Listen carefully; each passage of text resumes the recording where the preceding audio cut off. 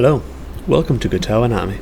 Today we're going to be upgrading the Squier Jazzmaster with a fresh set of strings and a set of Guitar Anatomy's locking machine heads. I'll walk you through the full process step by step, and by the end this guitar will be playing smoothly, staying in tune for longer and looking sharper. Let's get started. Before we get into it, let's take a closer look at what we're working with today. This is a candy apple red Squier Vintage Jazzmaster made in Indonesia. Solid build, lovely tone, and a great platform for a simple but effective upgrade. I'm going to show you how to change the strings and at the same time fit a set of locking machine heads to improve tuning stability and speed up string changes. So let's get through this whole process step by step. To kick things off, we're going to be loosening the old strings. I'm using a string winder here, which is a straightforward tool, but it really speeds things up, especially when you're doing all the 6 strings. Just turn each machine head clockwise to relieve the tension and unwind the string from the post. Easy as that. Next up, we're going to be cutting the old strings. Now you could try clipping all 6 at once, but as you'll see, that's not always the smoothest approach. It's honestly much easier to cut them one at a time. There's a lot less tension, less mess and much more control. Once they're clipped, just slide the strings out through the bridge. Be gentle, so you wouldn't want to scratch the finish.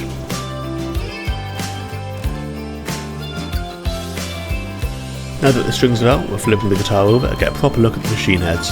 Be sure to support the neck and the body carefully, especially if you're working on a surface that could mark the finish. These are standard machine heads that we're about to swap out for a set of locking ones. This is where the real upgrade begins.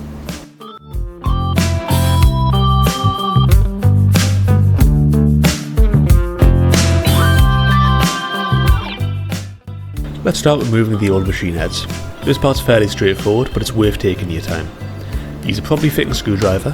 Don't be tempted to use the wrong size, as that can easily strip the screws or damage the wood. Tackle one at a time, backing each screw out slowly and evenly. If anything feels tight, don't force it.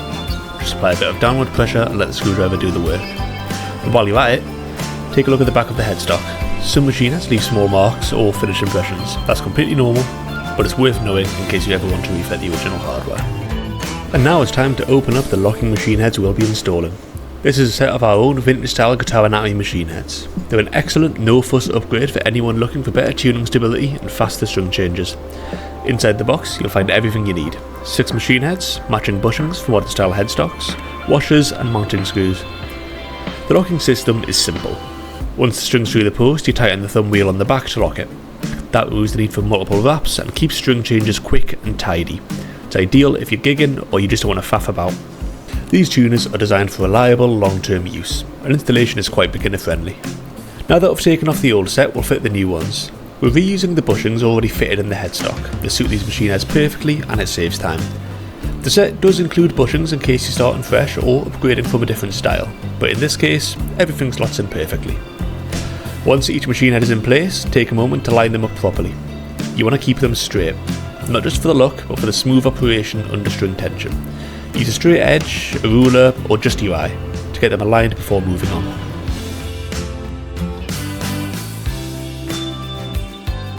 Now that they're lined up, it's time to fix the machine heads in place. We're using the screws provided. Each machine head takes 1. As always, take your time when screwing into wood. You don't want to over tighten or rush. This is where things can go wrong if you're not careful. A manual screwdriver gives much better control than a drill, and if you're fitting into a brand new headstock or doing this for the first time, you might want to drill tiny pilot holes first. Just try to guide the screws in without putting any strain on the wood. In our case, we're reusing the existing holes and everything fits quite nicely. Keep firm pressure on each machine head while tightening so it doesn't twist out of place. Once all 6 are fitted, give each one a quick test. Smooth motion, no play or resistance.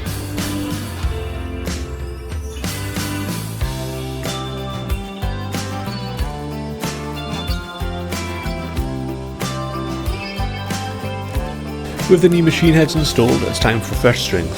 We'll flip the guitar back over and get set for stringing. This is where the locking system really makes things easier.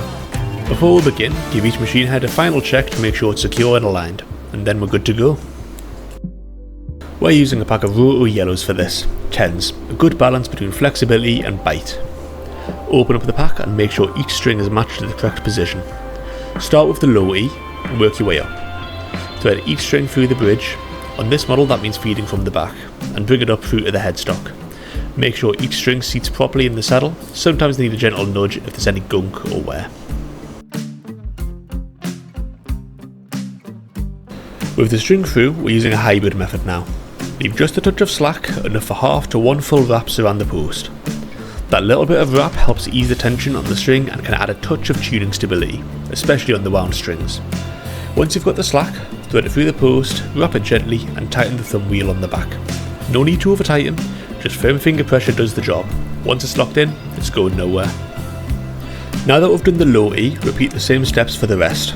Feed through the bridge, leave a bit of slack, wrap once and lock. As you go, double check that each string fits perfectly in the nut and saddles, and keep your wraps tidy. Once you've done this a couple of times, it becomes second nature, and locking machine heads really do make it quicker. With all the strings in place, it's time to tidy things up.